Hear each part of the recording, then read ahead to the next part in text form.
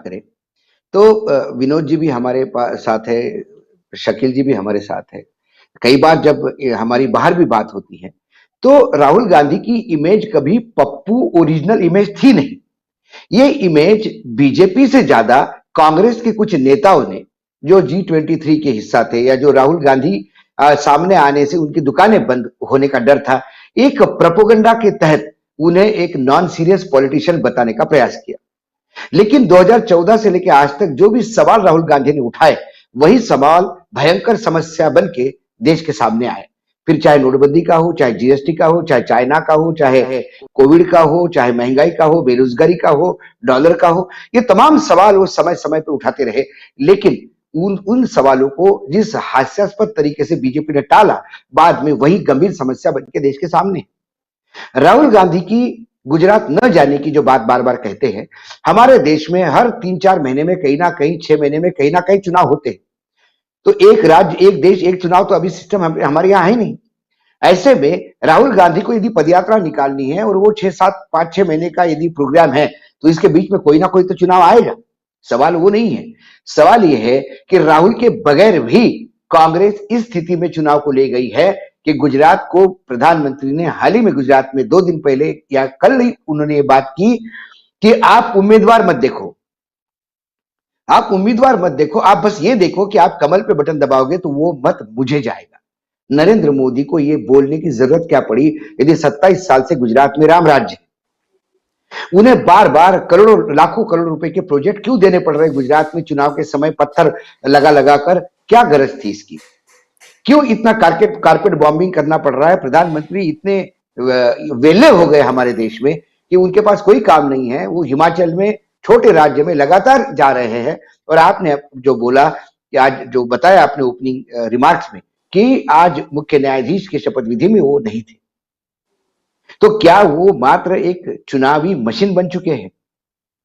और यदि राहुल गांधी जी ने ये बोल दिया कि भाई मेरे अध्यक्ष मेरी तय करेंगे, क्योंकि आज भी राहुल गांधी जी ने कम से कम ये तो बता दिया कि खड़गे जी की इतनी औकात है कि वो तय करेंगे कि राहुल गांधी यदि बीच में जाना चाहे तो जाए, यदि उन्होंने कहा कल कॉल ऑफ करो तो कर देंगे। क्या जेपी नड्डा की औकात है वहां पे बीजेपी में ये बोलने की नरेंद्र मोदी जी को कि आप प्राइम मिनिस्टर है, आप बार बार बताइएगा, आप देश संभालिएगा, पार्टी हम संभालेंगे? तो कहीं ना कहीं बीजेपी बैकफुट पे आए है। और कन्याकुमारी से जब ये शुरू हुआ पदयात्रा का जब आयोजन, तो स्टार्टिंग में उनके शर्ट को लेके, उनके खर्चे को लेके, जूते को लेके, यहां तक कि बच्चों के ऊपर एक केस तक लगा दिया गया कि छोटे बच्चों को लेके चल रहे हैं। ये तमाम हथकंडे अपनाने के बाद यहां तक कि कर्नाटक आते आते थोड़ा उसको उग्र रूप कर दिया, उन्होंने पोस्टर्स फाड़ना शुरू कर दिए।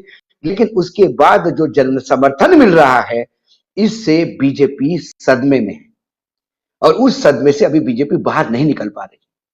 हर जगह कर्नाटक में जो अभूतपूर्व उनको समर्थन मिला, उससे एक बात तो तय है कि कर्नाटक के विधानसभा चुनाव जो बहुत जल्दी होने वाले हैं, वहां कांग्रेस का प्रदर्शन बहुत ज्यादा अच्छा होगा। अब उसके बाद वो विदर्भ में आ रहे हैं, महाराष्ट्र के। विदर्भ की बात करें तो विदर्भ वो एरिया है महाराष्ट्र का जिस विदर्भ के भरोसे सालों कांग्रेस ने महाराष्ट्र पे राज किया। विदर्भ की 65 सीट, सॉरी 62 सीट विदर्भ की पूरी कांग्रेस के कब्जे में हुआ करती थी। और कोई लोग कहते थे कि कांग्रेस के नाम पे पत्थर भी खड़ा कर दो तो जीत जाएगा।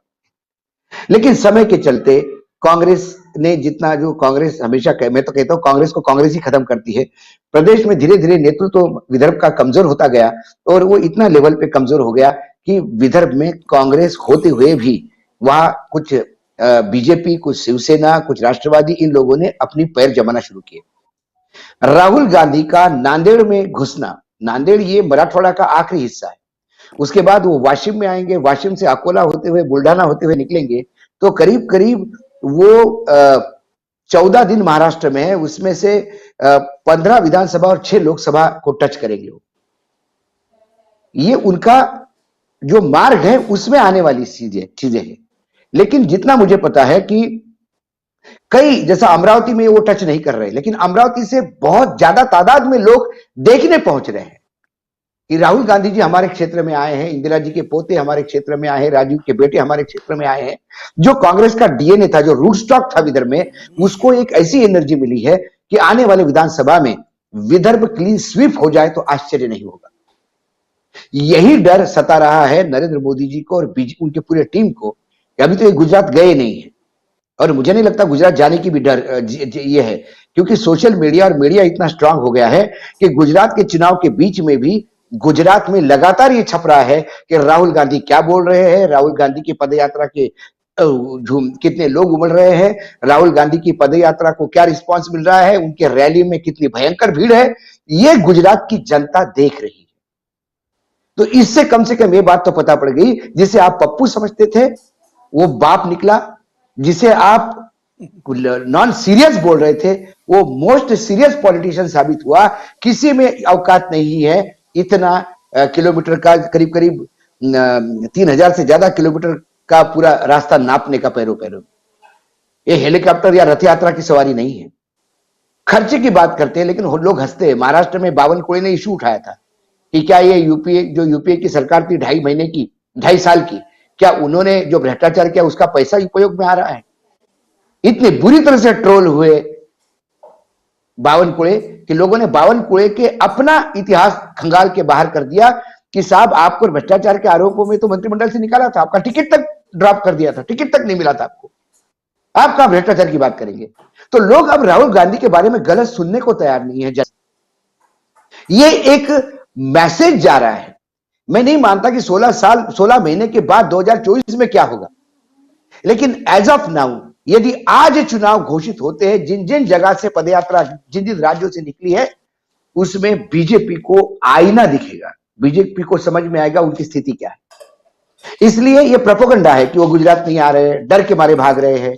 आपको राहुल गांधी का नाम बार बार लेने की क्या जरूरत है? राहुल गांधी डर के भाग रहे हैं ये बताने की क्या जरूरत है? राहुल गांधी का डर आपको है या राहुल गांधी को डर है, यह समझ के परे है। ये राहुल गांधी के पदयात्रा से डर गए हैं, इसलिए करते हैं कि राहुल गांधी डर के मारे नहीं आ रहे। वो तो खुले खुले घूम रहे हैं, वो किस बात का डर? वो भारत जोड़ो की बात कर रहे हैं। सुमित्रा महाजन 9 बार की मेंबर ऑफ पार्लियामेंट है इंदौर की, स्पीकर रह चुके हैं लोकसभा की। आज भी भारतीय जनता पार्टी के प्रति उनका समर्पण है। उन्होंने कहा कि राहुल गांधी बहुत अच्छा काम कर रहे हैं। भाई यदि कोई लोग कभी संवाद स्थापित करता है कोई भी नेता जनता से तो बहुत बड़ी बात है। संवाद स्थापित करने के लिए आप जनता के बीच में तो हो। ये कोई मन की बात तो नहीं कह रहे अपने, वो जन की बात सुन रहे हैं, क्योंकि इस देश में अब मन की बात बताने की जरूरत नहीं है, जन की बात सुनने की जरूरत है, जो राहुल गांधी कर रहे हैं। जगह जगह जा रहे हैं, लोगों से इंटरेक्शन कर रहे हैं। कितने टाइप के लोग हैं, कोई स्पॉन्सर्ड नहीं है। ये स्पॉन्सर्ड नहीं है जैसे नरेंद्र मोदी जी के मन की बात में लोग लाए जाते हैं कि हाँ साहब आपके कृपा से हमारे घर में गैस जल रही, आपके कृपा से मेरी खेती दुगना इनकम दे रही है। बाद में इंटरव्यू बाद में जाके मिलो तो वो महिला कहती मुझे तो ऐसा बोलने के लिए बोला था, उसके पैसे मिले थे। वो स्पॉन्सर्ड भीड़ नहीं है, ये स्वयंभू हुजूम है लोगों का, जिनको वाकई लगता है कि देश में गलत हो रहा है। और इसीलिए राहुल गांधी के पीछे एक मिशन के तहत, इसलिए मुझे लगता है उनकी इमेज बहुत बेहतरीन तरीके से आई है। कांग्रेस को एक नया बूस्ट मिला है। कांग्रेस में जो नया अध्यक्ष रबर स्टैंप करके लोग बोल रहे थे, वो वाकई राहुल गांधी और गांधी परिवार ने बता दिया कि हम उनको वाकई अध्यक्ष करके तवज्जो देती है और उनका एक वजूद है। वो जेपी नड्डा नहीं साबित होंगे, उससे अच्छे साबित होंगे। ये तमाम बातें कांग्रेस को कहीं ना कहीं एक एज दे रही है, ना कि बीजेपी के खिलाफ, बल्कि विपक्षियों में भी, विपक्ष की जितनी भी पार्टियां हैं जो कांग्रेस को दरकिनार करना चाहती है, उन सब के लिए 2024 में कांग्रेस मजबूरी हो जाएगी।